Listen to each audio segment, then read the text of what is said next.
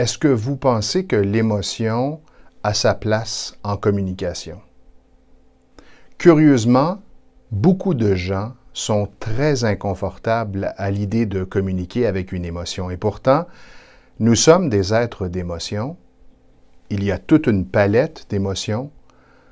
Nous vivons constamment différents états émotionnels et ceux-ci influencent notre communication.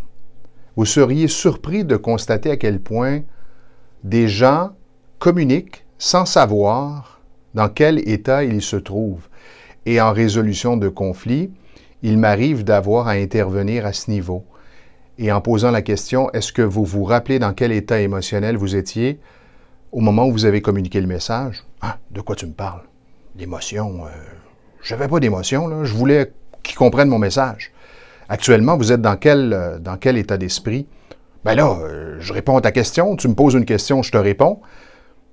Prenez conscience de ce que vous ressentez à l'intérieur de vous.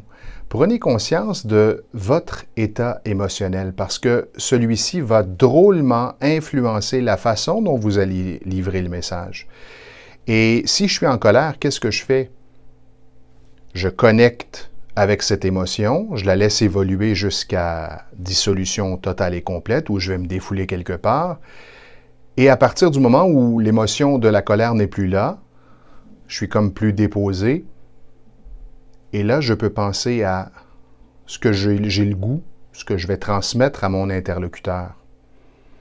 Et il y a fort à parier que cette communication sera beaucoup plus efficace et beaucoup moins tendue. Alors, l'état émotionnel fait partie de nous. On en vit plusieurs dans une journée. Il s'agit d'avoir le bon état émotionnel relié au message qu'on souhaite communiquer pour atteindre sa cible, son objectif. Prenez 2-3 minutes maintenant